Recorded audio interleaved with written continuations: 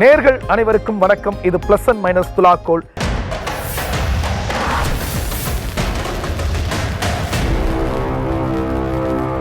இந்த வாரம் நம்ம நிகழ்ச்சியில நாம பார்க்க போற திரைப்படம் ஹாட்ஸ்பாட் டூ மச்.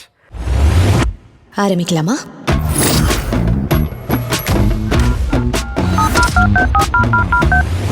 ஹலோ. யோ, யாரியா நீ? விஜயகாந்த் ஜெயந்தி அந்த கால் பண்ணி வெறுப்பேத்திட்டு இருக்க. போன் வையா. விஜயகாந்த் ஜெயந்தியா? இன்று விஜயகாந்த் ஜெயந்தியை முன்னிட்டு தமிழக முதலமைச்சர் சிவகார்த்திகேயனும் எதிர்க்கட்சி தலைவர் விஜய் சேதுபதியாரும் விஜயகாந்த் சிலைக்கு மாலை அணிவித்தனர்.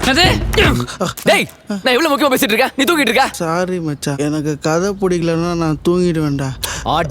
வரலாற்றிலேயே முதல் முறையா தாதாவும் ராசாவும் ஒன்னா சேர்ந்து படம் நடிக்க போறதா அனௌன்ஸ்மெண்ட் வந்திருக்கு. இதை எப்படி பாக்குறீங்க? வானமும் பூமி சேர்ந்தா எப்படி இருக்கும்? எரிமலையும் சூறாவளியும் ஒண்ணு சேர்ந்தா எப்படி இருக்கும்? அதுக்கு லீவ் கொடுக்காத. உன் வேலையும் வேணாம், உன் போனஸும் வேணாம், உன் பொங்கச்சோரம் வேணாம், உன் புளியோதரையும் வேணாம். I'd like to sleep with you. ராசாடா அவர் இந்த வயசுலயே பாட்டு பாடுறாரு, டான்ஸ் ஆடுறாரு, சண்டை போடுறாரு, ஓடுறாரு, உழைக்கிறாரு. ஒன்னால ஒரு தண்ணி ஜக்க கூட ஒழுங்கா தூக்க முடியல. நீ எல்லாம் அவரை பத்தி பேசலாமா? I'd like to have sex with you. ஆரம்பத்திலேயே டோசேஜ் கொஞ்சம் தூக்கல. பாட்டு இல்ல, கொஞ்சம் தூக்கலா தான் இருக்கும். அப்புறம் என்னாச்சு? வயசானாலும் சும்மா கும்முன்னு இருக்கிற ஒரு ஹீரோ. பிரியா பவானி சங்கர் மாதிரி ஒரு ஹீரோயின்.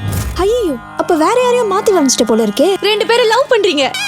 ஒருவேளை நீ ஆசைப்படுற மாதிரி ட்ரூ லவ் இருக்குமோ? மயிறு ட்ரூ லவ். அவளுக்கு என்னையும் பிடிச்சிருக்கா, உன் பையனும் பிடிச்சிருக்கான். 3 பேர் சேர்ந்து லிவிங் டுகெதர்ல இருக்கலாமான்னு கேக்குறான். பொம்பளை பிள்ளையாருன்னு அப்ப விரல் நீட்டினா விரல் காட்டுற திசையை பார்க்கும். உனக்கு டிங்க் ஓகேவா? டிங்கா அப்படினா? Dual income and no kids. Till we get into a loving relationship. அப்படினா பொம்பளை பிள்ளைங்கிறது கடவுள் கொடுக்கற சொத்தியா? அப்படின்னா குளிர்காலத்துக்கு மட்டும். இப்போ குளிருது, மழை பெய்யுது, அப்படியே கடல் பண்ணிட்டு கட்டி பிடிச்சிட்டு படுத்தா எப்படி இருக்கும்? சந்தோஷமா இருக்கு தம்பி, ரொம்ப ஆர்வமா காத்துக்கிட்டு இருக்கு. ஒரு படம் பதில்களை மட்டும்தான் சொல்லணும்னு அவசியம் இல்லைல்ல, நல்ல கேள்விகளை எழுப்பினா கூட போதும் தானே. 2026 எலெக்ஷன்ல தளபதி ஜெயிச்சாரா இல்லையா? நாங்க மட்டும் இல்ல, கோடிக்கணக்கான பேர் இந்த ஒரு முடிவுக்காக தான் காத்துட்டு இருக்காங்க.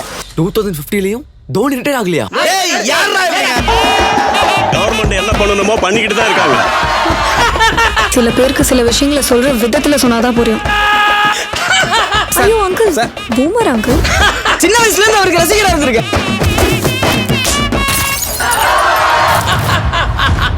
கொன்னிட வேண்டியதுதான்.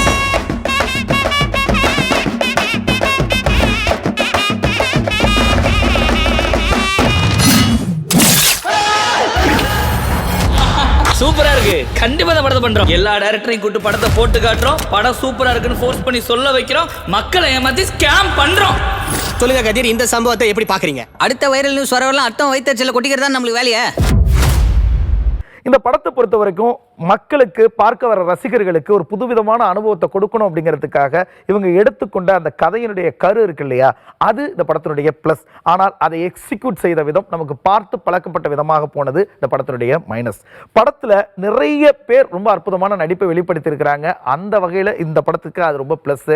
ஆனால் இதில் சில கேரக்டருக்காக இவங்க செஞ்சிருக்கிற காஸ்டிங் இருக்கு இல்லையா, அது கொஞ்சம் வீக்காக போனது. இந்த படத்தினுடைய போக்கையே வீக்காக்குனது இந்த படத்தினுடைய மைனஸ். படத்தினுடைய பின்னணி இசை படத்துக்கு ஆக பெரும் பிளஸ். ஆனா படத்தில் இருக்கிற அந்த ஒரு பாடலும் இம்ப்ரெசிவா இல்லாமல் போனது படத்தினுடைய மைனஸ்.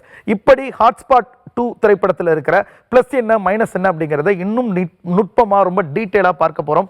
அதற்கு முன்னாடி வாங்க நம்ம நிகழ்ச்சிக்கு போகலாம்.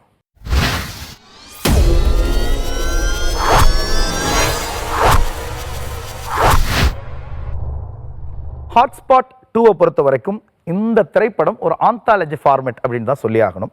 இந்த படத்தினுடைய கதை எங்கிருந்து தொடங்குதுன்னா, பிரியா பவானி சங்கர் ஒரு ப்ரொடியூசர் கிட்ட கதை சொல்றதுக்கு வராங்க. அவங்க 3 வெவ்வேறு விதமான கதை களத்தில் 3 கதைகளை சொல்றாங்க. முதல் கதை என்ன அப்படின்னா, இன்றைய இளைஞர்கள் சினிமா முகத்தில் ரசிகர்களாக மாறி எந்த நிலையில் இருக்காங்க, அவங்களுடைய ஒரிஜினல் நிலை என்ன அப்படிங்கிறத அவங்களுடைய நெத்தில் அரைஞ்ச மாதிரி சொல்கிற ஒரு கதை. இரண்டாவது கதை ஆடை சுதந்திரம் பற்றி இருவேறு தலைமுறைக்கு இடையில நடக்கிற விவாதம், அதுதான் இரண்டாவது கதை. மூன்றாவது கதை டைம் டிராவலில் நடக்கிற ஒரு லவ் ஸ்டோரி.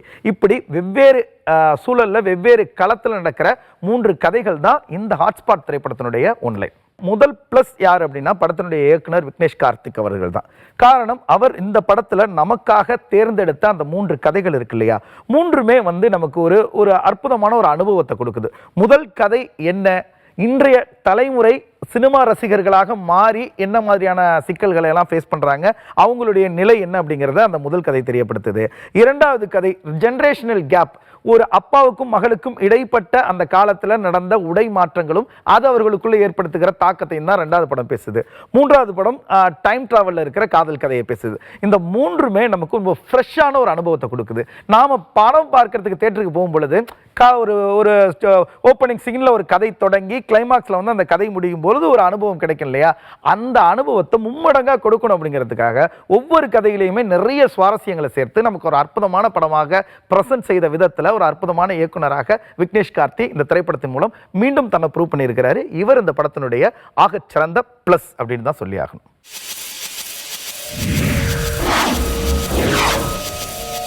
படத்தினுடைய இரண்டாவது பிளஸ் யாரு அப்படின்னா நடிகர் MS பாஸ்கர் அவர்கள் தான். முதல் கதையினுடைய முடிவே இவர்கிட்ட தான் வந்து முடியுது. இவர் தான் அந்த படத்தினுடைய நாயகன் அப்படின்னு சொல்லலாம். ஒரு காட்சி தான் ஒரு கேமராவை வச்சுட்டு அவர் பேசுற அந்த காட்சி இருக்கு இல்லையா, அந்த காட்சியில ஒட்டுமொத்தமாக அந்த படத்தை தன்னுடைய கைவசம் எடுத்துக்கிறாரு. அவர் போன்ல பேசுற அந்த வீடியோவை பார்க்கிற ரசிகர்கள் மாத்திரம் இல்லாம திரையரங்கத்தில் இருக்கிற ரசிகர்களையும் ஒட்டுமொத்தமா தன் வசம் இழுத்து தான் ஒரு ஆகச்சிறந்த நடிகன் அப்படிங்கிறத மீண்டும் திரையில ப்ரூவ் பண்ணியிருக்கிறாரு MS பாஸ்கர் அவர்கள். அவர் இந்த திரைப்படத்தினுடைய இரண்டாவது பிளஸ்.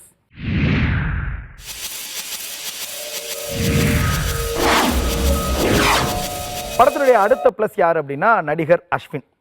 அஸ்வின் அவர்கள் ஒரு நல்ல நடிகர் தான். ஆனால் அவருக்கு சரியான கதைக்களம் அமையாமல் இன்னும் தடுமாறிக்கிட்டே இருக்கிற சூழலில் இந்த படம் அவருக்கு ஒரு முக்கியமான படமாக மாறும் அப்படிங்கிறதுல எந்த மாற்று கருத்தும் இல்லை. தனக்கு கிடைத்த அந்த கதாபாத்திரத்தை ரொம்ப அழகாக அவர் பயன்படுத்தி ரொம்ப அற்புதமான நுட்பமான நடிப்பை வெளிப்படுத்தி இருக்கிறார். காதலுக்காக இயங்குகிற ஒரு 90s கிட் இளைஞனாக, அதன் பிறகு காதல் கிடைத்ததுக்கு பிறகு அதை கையாள தெரியாமல் ஒரு தவிக்கிற தவிப்பு, அந்த காதல் இல்லை என்று ஆனதுக்கு பிறகு அந்த முதிர்ச்சியான நடிப்பு அப்படின்னு பல பரிமாணங்களை இந்த சின்ன படத்துக்குள்ள அவர் வெளிப்படுத்தியிருக்கிறாரு. தான் ஒரு ஆகச்சிறந்த நடிகன் அப்படிங்கிறத இந்த படத்துல ப்ரூவ் பண்றதுக்காக அவர் பெரும் முயற்சி பண்ணியிருக்கிறாரு. அவருடைய அந்த முயற்சி நிச்சயமா வெற்றி அடைஞ்சிருக்கு அப்படிங்கிறது நம்ம படத்தை பார்க்கும்போது தெரியுது. அவர் இந்த படத்தினுடைய அடுத்த பிளஸாக மாறி இந்த ஹாட்ஸ்பாட் 2 திரைப்படத்தை மக்கள் மனசுல ஒரு படி கொண்டு போய் மேல வைக்கிறார்.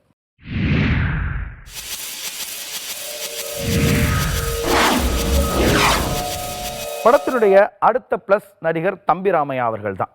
எப்படி MS பாஸ்கர் தன்னுடைய முதிர்ந்த நடிப்பின் மூலமாக ரசிகர்களை, அப்படி தன்னுடைய கலகலப்பான நடிப்பின் மூலமாக ரசிகர்களை மகிழ்ச்சி அடை செஞ்சிருக்கிறாரு தம்பி ராமையா. இவர் நடித்திருக்கிற அந்த கதை இருக்கு இல்லையா, அந்த கதையில இவருக்கு கிடைத்திருக்கிற அந்த கதாபாத்திரம் இவருக்கு ரொம்ப பெர்ஃபெக்டா ஃபிட் ஆகிற ஒரு கதாபாத்திரம். இப்படியான கதாபாத்திரத்தை இவர் இதற்கு முந்தைய படங்கள்ல பண்ணியிருந்தாலும் இந்த படத்துல வேற ஒரு வெர்ஷனை அந்த கதாபாத்திரத்துக்காக கொடுத்திருக்கிறாரு. அவருடைய நடிப்பு ரொம்ப அம்சமாகவும் நேர்த்தியாகவும் இருந்ததுனால தான் அந்த இரண்டாவது படம் ரொம்ப ரசனைக்குரிய படமாக நமக்கு தெரிஞ்சது. அந்த வகையில் தம்பி ராமையா அவர்கள் ஹாட்ஸ்பாட் 2 திரைப்படத்தினுடைய அடுத்த பிளஸாக மாறி இந்த திரைப்படத்தை மக்கள் மனசுல ஒரு படி மேல கொண்டு போய் வைக்கிறார்.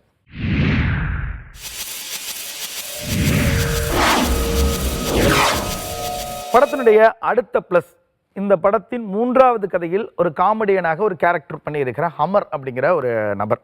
அவரை நம்ம இதற்கு முன்னாடி வேற தொலைக்காட்சிகளில் நகைச்சுவை நிகழ்ச்சிகள்லாம் பார்த்துருக்கோம். முதல் முறையாக ஃபுல் ஃப்ளெஜ்டாக வர்ற மாதிரி ஒரு காமெடி கேரக்டர் இந்த படத்தில் ஏற்று அவர் நடிச்சிருக்கிறாரு.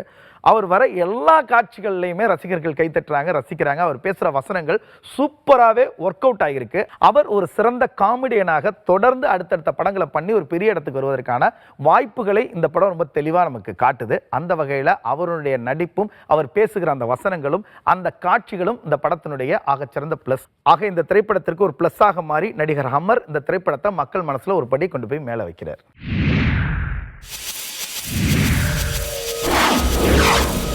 ஹாட்ஸ்பாட் 2 திரைப்படத்தினுடைய பிளஸ் என்ன அப்படிங்கிறத டீட்டெயிலாக பார்த்தோம். இந்த திரைப்படத்தை பொறுத்த வரைக்கும் இது ஒரு கதை இல்லை, இதில் 3 கதை இருக்கு. ஒவ்வொரு கதைக்கும் ஒரு விதமான பிளஸ் இருக்கும், ஒரு சில மைனஸ் இருக்கும். ஆனால் ஒட்டுமொத்தமாக இந்த படத்தினுடைய பிளஸ் என்ன மைனஸ் என்ன அப்படிங்கிறத தான் நம்ம இப்போ விவாதிச்சுக்கிட்டு இருக்கோம். அந்த வகையில் பிளஸ் எல்லாம் சொல்லிட்டோம், மைனஸ் ஒரு சில மைனஸ் இருக்கு. அந்த மைனஸ் என்டையராக அந்த 3 திரைப்படங்களுக்கும் இன்டர் ரிலேட்டட் தான். இந்த மைனஸ் எல்லாம் சரி செஞ்சிருந்தா இந்த 3 திரைப்படங்களுமே இன்னும் நல்லா பெர்ஃபார்ம் பண்ணியிருக்கும் மக்கள் மத்தியில், ரசிகர்கள் மத்தியில் அப்படிங்கிறத நம்மளால புரிஞ்சுக்க முடியுது. அந்த வகையில் இந்த ஹாட்ஸ்பாட் 2 திரைப்படத்தினுடைய மைனஸ் என்ன அப்படிங்கிறத ஒன்னொன்னா லிஸ்ட் பண்ணிடலாம். முதல் மைனஸ் யாரை சொல்லலாம்? படத்தினுடைய இயக்குனர் விக்னேஷ் கார்த்திக் அவர்களை தான். இந்த திரைப்படத்தை பொறுத்த வரைக்கும் இவர் கையாண்டு இருக்கிற இந்த 3 கதைகளும் நன்றாகத்தான் இருக்கு, சுவாரஸ்யமாக தான் இருக்கு. ஆனால் இதற்கு முன்பாக வெளிவந்த ஹாட்ஸ்பாட் 1 இருக்கு இல்லையா, இந்த பார்ட் 1, அது டீல் பண்ண, அது கையாண்ட அந்த கதைக்களம் இருக்கு இல்லையா, அது ஒன்றுமே ரொம்ப ஸ்பைசியான, ரொம்ப மற்றவங்களாம் பேசுறதுக்கு தயங்கின, பயந்த விஷயங்களை ரொம்ப துணிச்சலாக அவர் பேசியிருந்தார். அப்படியெல்லாம் பேசிட்டு இப்போ இந்த பார்ட் 2ல இவர் பேசியிருக்கிற அந்த கதை கரு இருக்கு இல்லையா, அது ரொம்ப எல்லாரும் பேசி எல்லாருக்கும் பழக்கப்பட்ட, எல்லோருக்கும் ரொம்ப சாதாரணமாக தெரிகிற ஒரு விஷயத்தை தான் எடுத்து 3 கதைகள்லையுமே பேசியிருக்கிறாரு. அது இந்த திரைப்படத்தினுடைய மைனஸ். படத்தினுடைய அடுத்த மைனஸ் யார் அப்படின்னா மியூசிக் டைரக்டர் சதீஷ் ரகுநந்தன் அவர்கள் தான். இந்த திரைப்படத்தை பொறுத்த வரைக்கும் இது அவருக்கு ஒரு படம் கிடையாது, 3 படம். 3 படத்திற்கு எப்படி வேலை செய்யணுமோ அந்த உழைப்பை இவர் இதில் கொடுத்துருக்கிறாரா அப்படின்னா இல்லை அப்படின்னு தான் சொல்லணும்னு தோணுது. ஏன்னா சொல்லப்பட்ட எல்லா படங்கள்லையுமே சேம் பேட்டர்ன் ஆஃப் பின்னணி இசை தான் இருக்கு. ஒவ்வொரு படத்துக்கும் அந்த கதைக்களத்துக்கு தகுந்த மாதிரி வேரியேஷன்ஸ் அவர் கொடுத்துருந்தாருன்னா இன்னும் இசையால் அவர் நம்மளா ஈர்த்திருக்க முடியும்.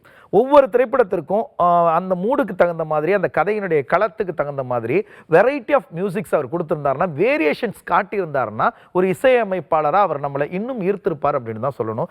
எல்லா படங்கள்லையுமே, இந்த 3 படங்கள்லையுமே, சொல்லப்பட்ட இந்த 3 படங்கள்லையுமே ஒரே பேட்டர்ன் ஆஃப் மியூசிக்கே இருக்கிறது நமக்கு பார்க்கும்போது ஒரு சின்ன சலிப்பை ஏற்படுத்துது. அதை தாண்டி படத்தினுடைய ஒரு பாடல் இருக்கு இல்லையா, அதுவும் ஒரு பெரிய இம்ப்ரெசிவான ஒரு பாடலாக இல்லாமல் போனது படத்தினுடைய ரொம்ப முக்கியமான மைனஸ்.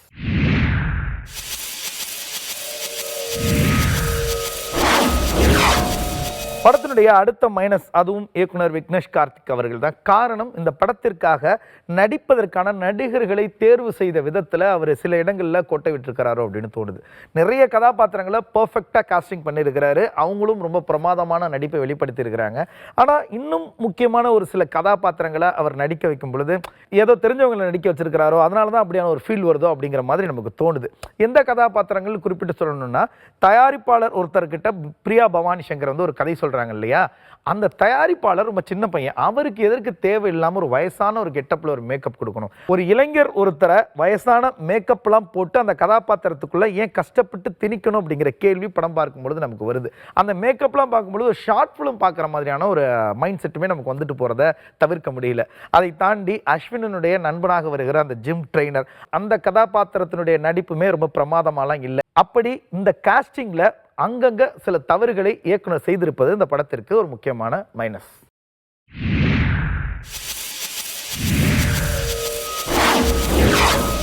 படத்தினுடைய அடுத்த மைனஸ் என்ன அப்படின்னா, படத்தில் பல காட்சிகள் வந்து காட்சிகளில் ஒரு கருத்தை, ஒரு விஷயத்தை மக்களுக்கு கன்வே பண்ணுறதை தாண்டி அந்த கதாபாத்திரங்கள் வசனங்களின் மூலமாகவே நிறைய விஷயத்தை பேசுகிறாங்க. வல்லன்னு அவங்க பேசிக்கிட்டு இருக்கும் பொழுது என்னடா இதெல்லாம் வந்து விஷுவலாக சொல்லியிருந்தால் நல்லா இருந்திருக்குமே அப்படின்னு பல இடங்களில் நமக்கு தோணுது. அப்படி விஷுவலாக கன்வே பண்ண வேண்டிய விஷயங்களை கூட வசனங்களால் கன்வே பண்ணிடலாம் அப்படின்னு நம்பி அவர் இந்த திரைப்படத்தை எடுத்திருக்கிறது நிச்சயமாக அந்த படத்தினுடைய ஒரு சின்ன மைனஸ் அப்படின்னு சொல்லலாம்.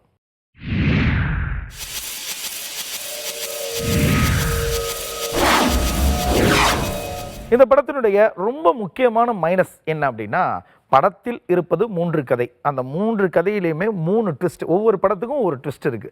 அந்த ட்விஸ்ட்டு ஈஸியாக ஜட்ஜ் பண்ணிட முடிகிற மாதிரி ரொம்ப ப்ரெடிக்டபிளாக அமைஞ்சது வந்து ரொம்ப துரதிருஷ்டம் அப்படின்னு தான் சொல்லணும். படம் பார்க்க போன நமக்கு இதுவாக தான் இருக்குமோ, இப்படிலாம் நடந்திருக்காது அப்படின்னு நம்ம ஜட்ஜ் பண்ணோம்னா, ஆமாம் அது அப்படிலாம் நடக்கலை ஃபஸ்ட்டு கதையில்.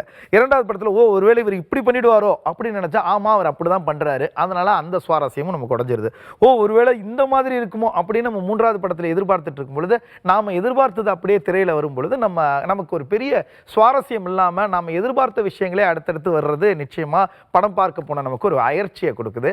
அப்படி ப்ரெடிக்டபிளான ஒரு ட்விஸ்ட்டை இவர் படம் முழுக்க 3 கதைகளிலுமே வச்சது இயக்குனராக இந்த படத்திற்கு விக்னேஷ் கார்த்தி செய்த ஒரு பெரிய மைனஸ் அப்படின்னு தான் சொல்லி ஆகணும்.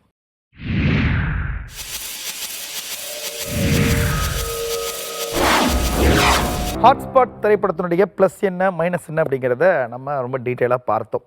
இந்த திரைப்படத்தை பொறுத்த வரைக்கும் இன்னும் நுட்பமாக, இன்னும் டீட்டெயிலாக அதனுடைய ப்ளஸ் என்ன மைனஸ் என்ன அப்படின்றத பார்த்தோம் அப்படின்னா, இந்த படம் எடுக்கப்பட்டதனுடைய நோக்கம் இருக்கு இல்லையா, அந்த படத்தில் சொல்லப்பட்ட அந்த 3 கதைகளுமே இன்றைய இளைஞர்களுக்கு ரொம்ப அவசியமான ஒரு கதை.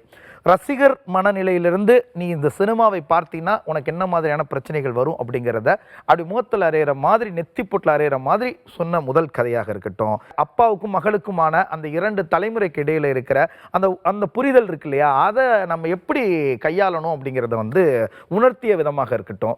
ஒரு காதல் அப்படிங்கிறது எந்த காலகட்டமாக இருந்தாலும் ஒரே மாதிரி தான் இருக்கும் அப்படின்னு அழுத்தம் திருத்தமாக சொன்னதாக இருக்கட்டும். எல்லாமே நல்ல விஷயங்களை, பாசிட்டிவான விஷயங்களை ரசிகர்களுக்கு கொடுக்கணும் அப்படின்ற முயற்சியில் தான் அவங்க பண்ணியிருக்காங்க. அந்த முயற்சி தான் இந்த படத்தினுடைய ஆகப்பெரும் ப்ளஸ். ஆனால் பாசிட்டிவான விஷயங்களை இன்றைய இளைஞர்களுக்கு கொடுக்கணும்னு முடிவு செஞ்சதற்கு அப்புறமும் அதை விஷுவலான ஒரு ட்ரீட்டில் கொடுக்காம நிறைய வசனங்களால் நிரப்பி பல இடங்களில் ஒரு லெக்சர் அப்படிங்கிற மாதிரியான ஒரு மனநிலையை ரசிகர்களுக்கு கொடுத்தது இந்த படத்தினுடைய மைனஸ். பல காட்சிகளில் நிறைய பேர் பேசிக்கிட்டே இருக்காங்க. அதை பார்க்கும்போது ஏதோ ஒரு லெக்சருக்கு வந்திருக்கிற மாதிரியான ஒரு ஒரு ஒரு உணர்வு ரசிகர்களுக்கு வருவதை தவிர்க்க முடியல. அப்படியான உணர்வை கொடுத்தது இந்த படத்தினுடைய மைனஸ்.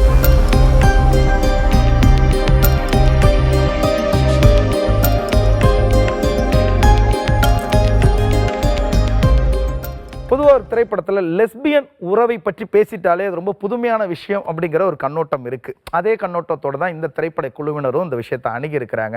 இந்த லெஸ்பியன் உணர்வை பற்றி பேசுகிறார்கள் அப்படின்னா அந்த இருவருக்குமான அந்த உறவை பற்றி இன்னும் நுட்பமாகவும் உணர்வு சார்ந்து பேசியிருக்கணும். அதை இவர்கள் செய்யாமல் போனது இந்த படத்தினுடைய ஒரு மிக முக்கியமான மைனஸ். ஆனால் லெஸ்பியன் உறவை பற்றி ரொம்ப டீட்டெயிலாகவும் உணர்வு சார்ந்தும் பேசாமல் இருந்தாலும் அப்படியான உறவில் இருப்பவர்கள் அந்த சமூகம் தப்பான கண்ணோட்டத்தோட கூடாது, அப்படியான ஒரு காட்சி கூட நம்ம படத்துல இருந்துடக்கூடாது அப்படிங்கிறதுல ரொம்ப தெளிவாகவும் ரொம்ப நேர்மையாகவும் இந்த படக்குழுவினர் இருந்து அந்த காட்சியை வடிவமைத்திருக்கிறாங்க. அந்த நேர்மை இந்த திரைப்படத்தினுடைய ஒரு முக்கியமான பிளஸ்.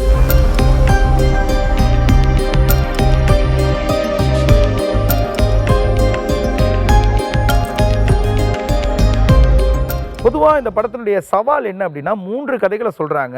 ஒரு கதை தொடங்கி அது முடிஞ்சதுக்கு பிறகு ரசிகர்கள் அப்படியே அந்த கிராஃப் அப்படியே ஏறி இறங்கிடும்.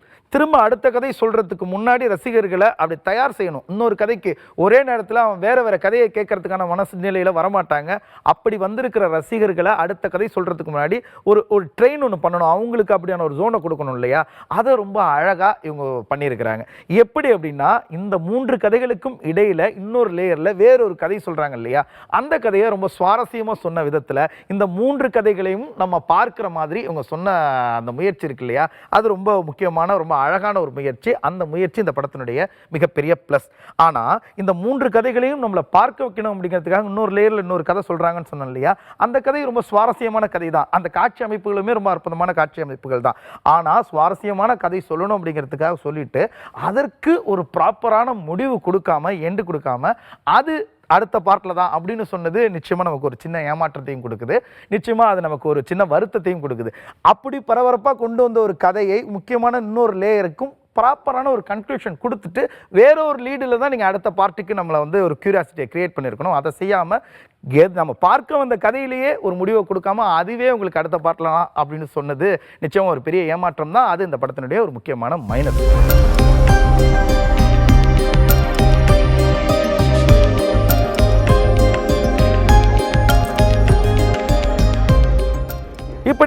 இப்படி ஒரு சில மைனஸ் இருந்தாலும் பெரிய ஆர்டிஸ்டுகள் யாரும் இல்லாமல் ரொம்ப சாதாரணமான ஆட்களையே வச்சு ரொம்ப மிட் லெவல் ஆர்டிஸ்டுகளையே வச்சு ரொம்ப அற்புதமான ஒரு கதையை சொல்லி 3 கதைகளை மக்களுக்கு வெவ்வேறு கோணத்தில் வெவ்வேறு களத்தில் வெவ்வேறு கருத்துக்களை இந்த கதைகளின் மூலமாக கொண்டு சேர்த்து நம்மளை படம் பார்க்க வந்த அந்த 2 மணி நேரமும் என்கேஜ் செய்த விதத்தில் இந்த படம் ஜெயிச்சிருச்சு அப்படின்னு தான் சொல்லணும். அவர்களுடைய அந்த உழைப்பு வெற்றி அடைஞ்சிருக்கு அப்படின்னு தான் சொல்லணும். அவர்களுடைய இந்த உழைப்பும் இந்த முயற்சியும் இந்த படத்தினுடைய நிச்சயமான பிளஸ்.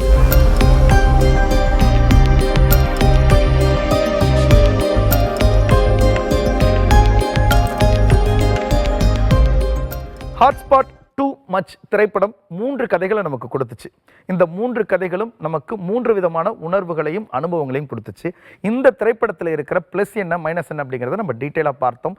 இந்த திரைப்படத்திற்கு நம்முடைய நிகழ்ச்சி வழங்கி இருக்கிற நட்சத்திர மதிப்பீடு என்ன அப்படிங்கிறத இப்போ பார்த்தோம்.